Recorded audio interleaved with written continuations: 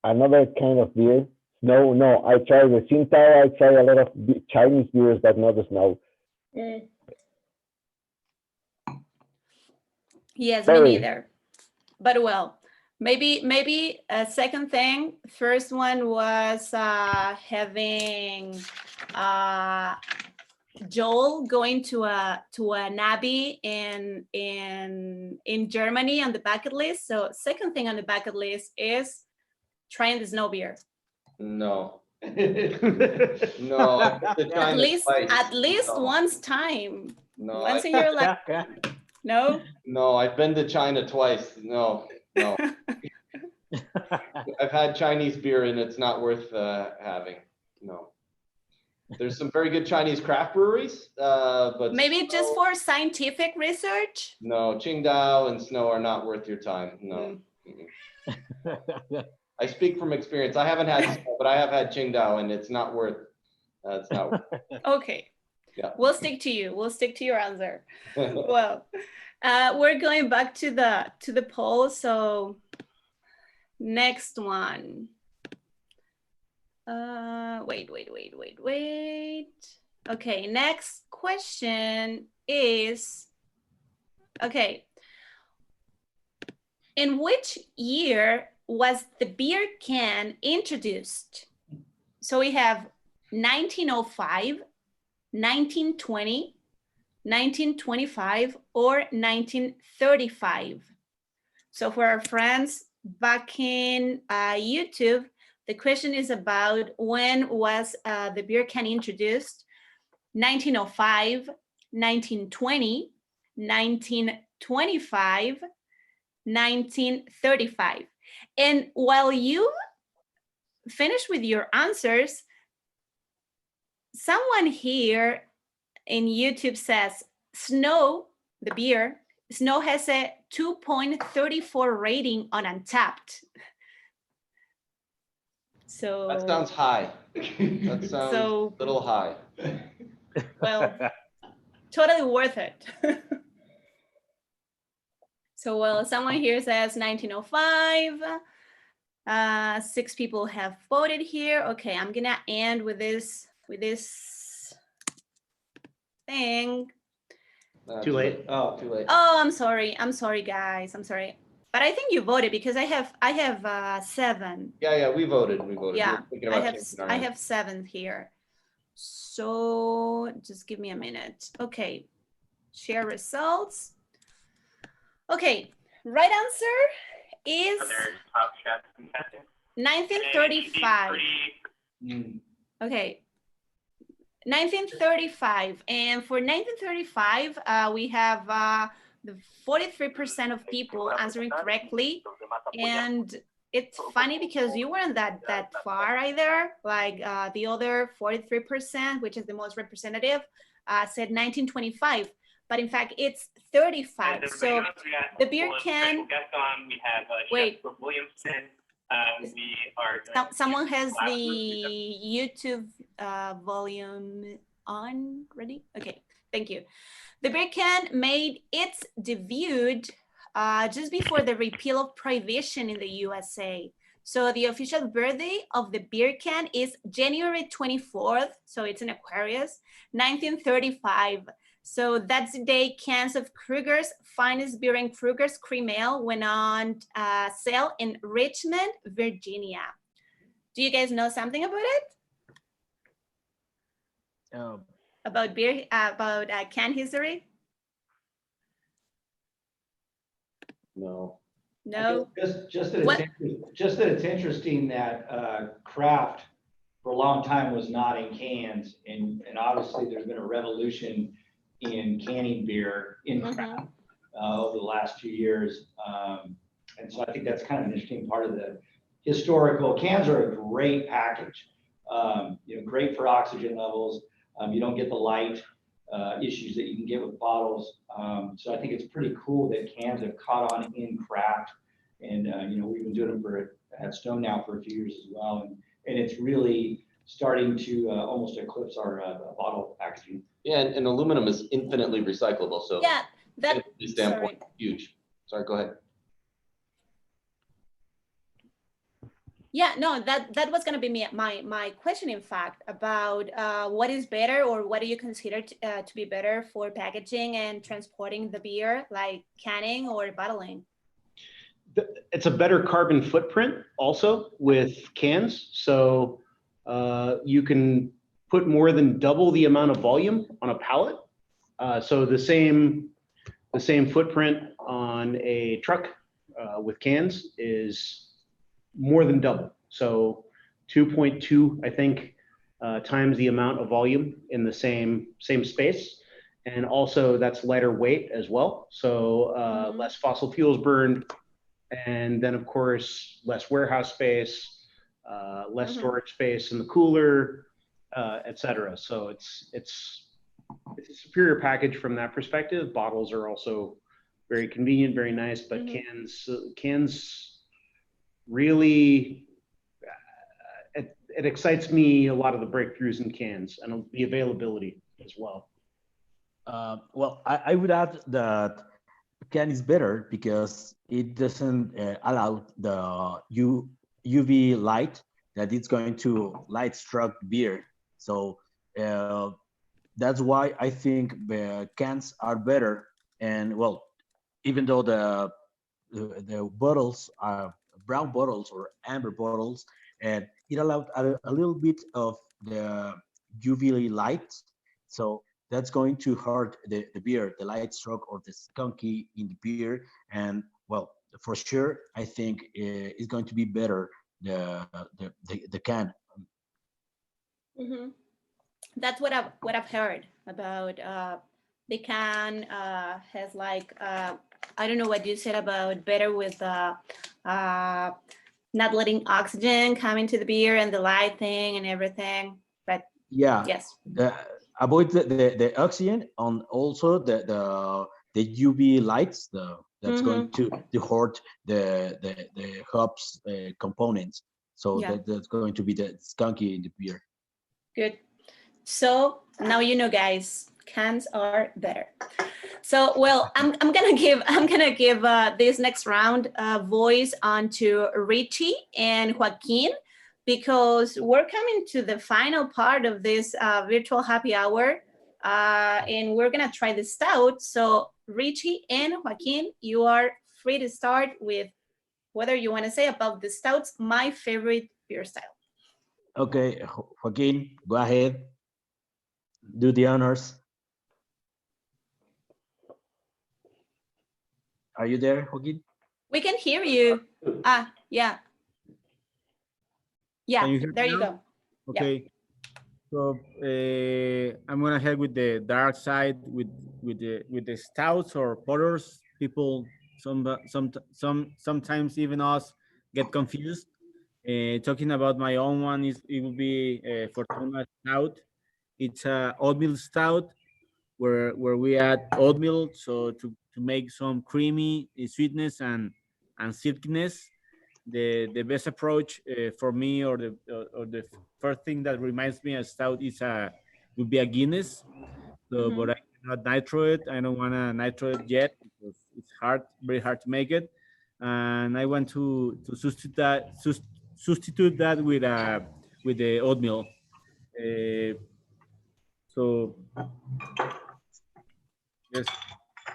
Yep. I'm having this one. I'm having the Speedway Stout from Ellesmere. Great. The Chocovesa. Pretty good beer. I'm having Lágrimas Negras from Ramuri. From Tijuana, Ramuri, yes. Yeah, very good beer and very good, well, high alcohol. Well, I would add something about oatmeal stout or stout. What oats do in beer is do a little bit of creaminess or a silky mouthfeel in beer. So I think that's why I love the most oatmeal stout, because the mouthfeel and the taste of the little bit nutty, and well, I think it's a good beer. It's not so high in alcohol. I think it's in the middle range of all stouts. I think you can have it when it's cold, when it's hot. Yeah, I think it's a good beer. I like a lot stouts beers, and for sure Ramuri Lágrimas Negras. I mean, I don't know if people in the US have had it, but No, it's only sold in Mexico. It's pretty good. I think not last year, but maybe 2018, it won silver in the Great American Beer Festival. I'm not sure, it was 2018, I guess. But yes, good one. Raúl, what are you having? I have a Lágrimas Negras too. Good. Yeah. Cheers. Yes. So cheers, guys, with the last round of beers here. Yes. Have you guys Ana. tried Perla Negra, the malt, specialty malt? Yes. So, I tried it with great results. For your beers, Raúl, for Funes? Yeah, I try with the chocolatera sometimes. Not you can find it easily. It comes from Chile, but I think it's the best roasted malt in the world. Yes. Better than every malt, roasted malt in everywhere. You can say it's the most tasty malt, and it gives a better. It has less acidity than the regular toasted malt. You can make a sweeter stout. You can make most toast without the harsh in the mouth using that malt. Cheers. Good. What do you say, Richie? Sorry? What do you say about the stouts? About the stouts, well, yeah, Raúl said it that one of the grains that used to in stouts are roasted barley, and well, I think is one of the beers that well, first beer that is being doing by in industrial way is porter. Then it's stout. The stout is a stronger porter, and then it became a style as it is. And well, it used a lot of black malt, and it has a lot of taste of chocolate, coffee, and roast, and even char, a little bit char. And it's a very interesting beer. And well, there is 7 or 8 different kind of style of stouts. People usually think that stout is always higher in alcohol and higher in body, but there is a dry stout, the classic style stout, like Guinness, is just 4.5 ABV, very light, but it has always the signature that is black malt. Good. Have you guys been to a Guinness storehouse? No? No. I mean, it's worth it because of all of the brand history. Sometimes people say, okay, Guinness, yeah, it's not like a craft beer anymore, but it's still a good one, I'd say. I don't know what you think of that, or what are you having? I didn't ask you. Yeah, the Chocovesa. The Chocovesa, is it still with Insurgente, like partner, or not anymore? Not anymore. We're still good friends with Insurgente, but yes, the original collaboration was with Insurgente. This style of stout, it's a very much a hybrid style of stout. It is a milk stout, so meaning it uses lactose, milk sugar. It is not suitable for vegans. So if you're on a vegan diet or you're lactose intolerant, don't drink it. Be warned, yes. It uses chocolate from Mexico and pasilla pepper, coffee, vanilla from Madagascar. It uses, let's see, nutmeg, Cinnamon, Okay. 3 roasted malts, or is it 4? I can't, no, 4 actually. 4 roasted malts. 4 roasted malts, 2 caramel malts, oats. We mentioned oats before, so it's also an oatmeal stout, a coffee stout, an imperial stout, a milk stout, and a spice stout, which is sort of its own category. So it does a lot of different things. The wonderful thing about this beer is that all those different ingredients that I mentioned, which I don't know how many that is, 12, 14, something like that. You can taste all of them in every sip, which we're pretty proud of this beer. Good. What can we do to widen the range of opinions within people? Because sometimes we think about stout beers to be a beer for winter or to better drink as a dessert. So what other qualities can we think about to say it's a beer for a year-round time? I don't know if anyone would like to answer that question. I mean, for me, I can drink stouts in the dead of summer when it's 80 degrees. I don't, to me, you know, and it is a very seasonal style, and you can see that back east stouts are more popular within the country because of weather. But I totally agree with you. You know, it's a good beer for food. It doesn't have to just be for desserts, and you know, you can have lighter ABV stouts. They don't all have to be, you know, high ABV imperial stout monsters. You can get a nice 5-6% oatmeal stout that you could really drink anytime and with some lighter food.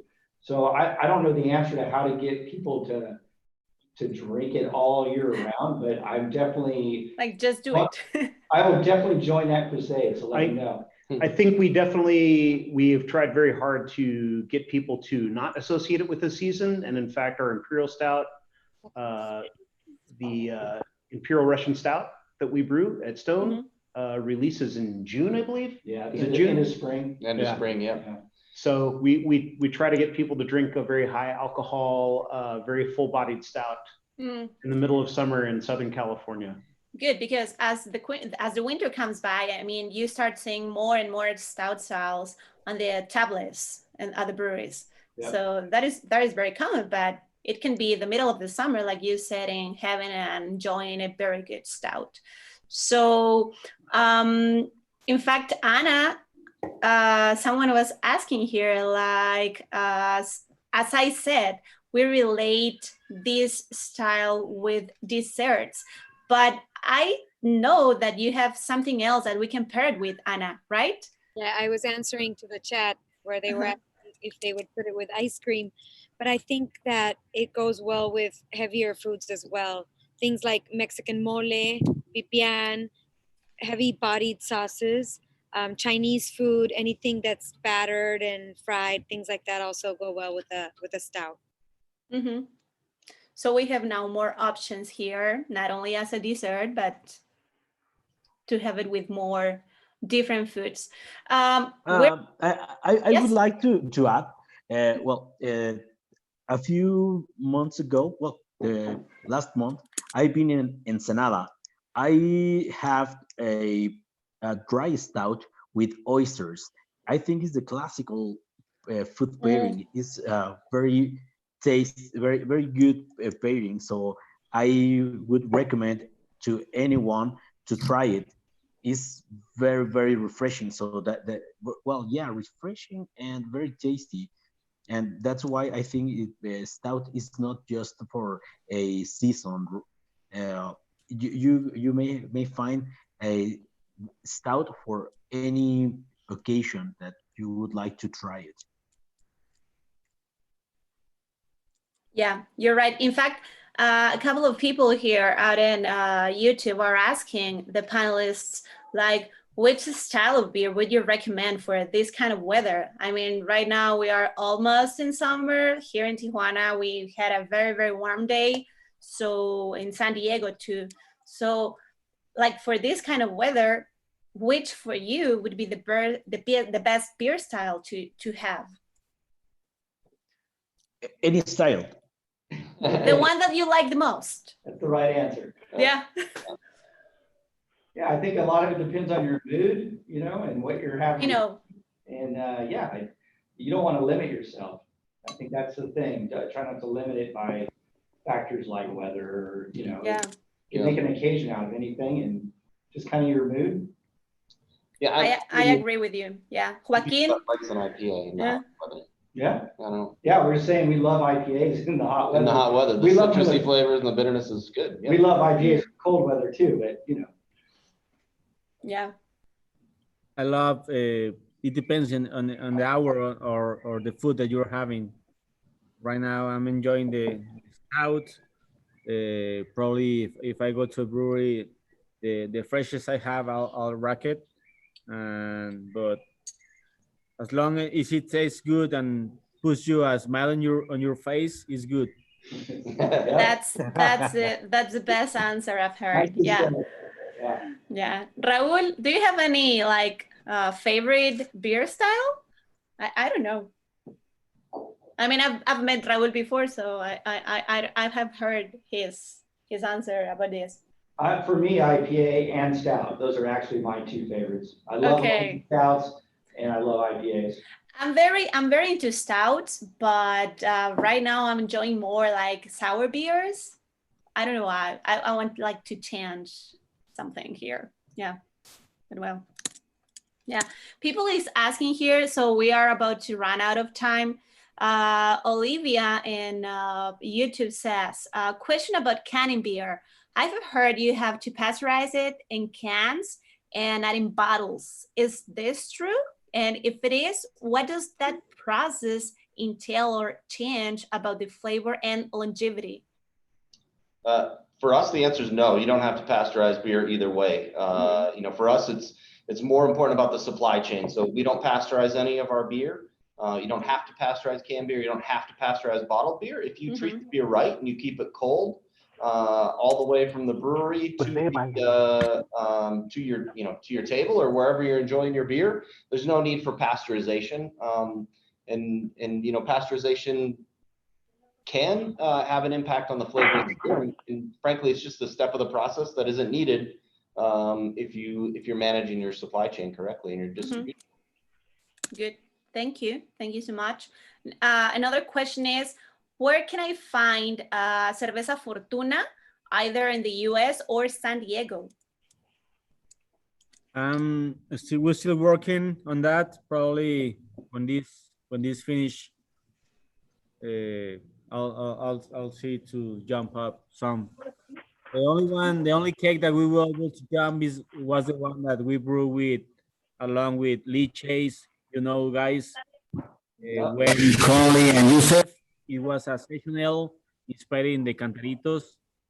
We had the zest of the three fruits on a cantarito. Cantarito is a clay vessel with a lot of ice, coarse salt, a lot of tequila. You squeeze half lemon, you squeeze half orange, and half grapefruit.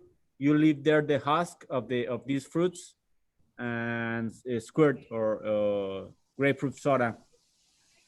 We traduced that. We made a session ale with no hops on the hot side.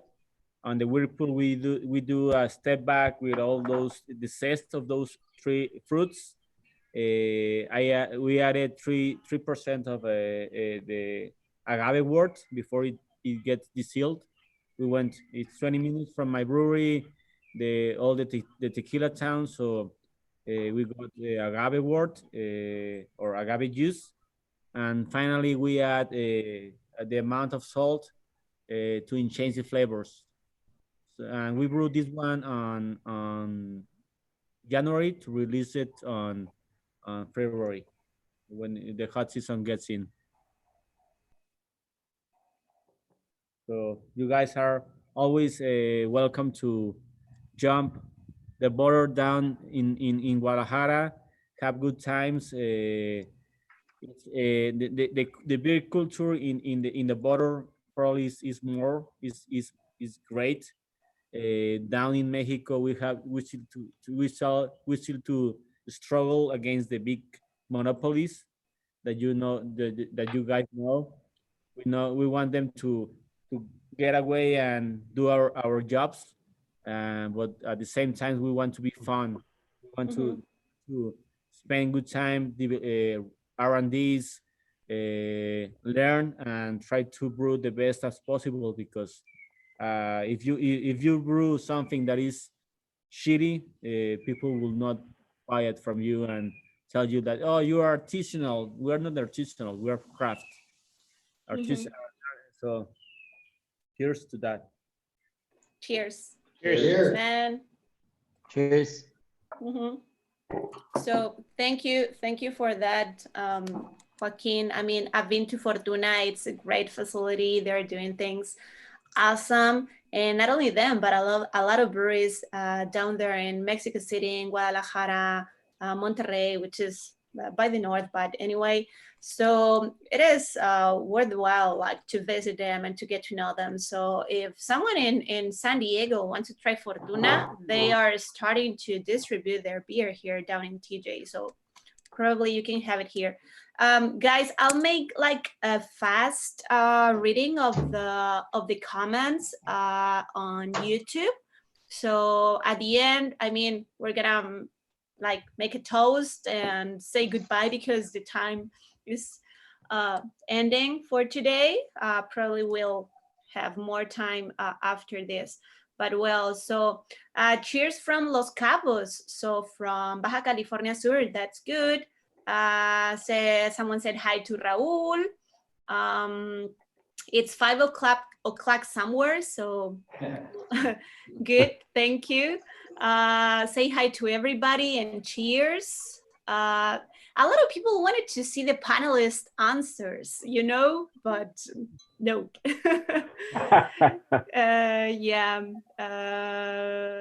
I learned it at, someone's talking about SDSU and the Business Craft Beer Professional Certificate. What else? They're talking about the Stone Tangerine IPA, of course, the Carretera Tres from Ensenada, La Lupulosa from Insurgente from Tijuana, the Stone Brewing, the Enjoy by 420. Someone says, Berliner Weiss is the Stone Sour they're talking about. Es muy bueno, so that's very good.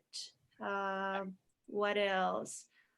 Quantum Limited Release Sour is so good, like in caps. It's definitely a sour beer, not so fruity. Excellent transition sour. What else? Okay, this is a good comment. COVID means drinking with people who make the beers. This is awesome. So thank you guys for being here today. Cheers. Yeah. And I think I read all of the other comments before. So, well, thank you guys for this awesome day. Joaquin, I'll give you the word for making the final toast and turning it up. So, salud to everyone. Stay safe. I send you a lot of good vibes. Keep brewing solid beers as you have been doing it. And cheers. Salud, amigos. Cheers. Thank you, guys. Salud. Salud. Salud. Cheers. Salud. Stay safe and see you after the quarantine. Sounds good. Thank you. Thank you, Patty. See ya. Thank you. Bye. Thank you, Ana. Thank you, Bye, Raul. bye. Thank you, Richie. Bye. Thank you. Adios. Bye. Adios. Bye.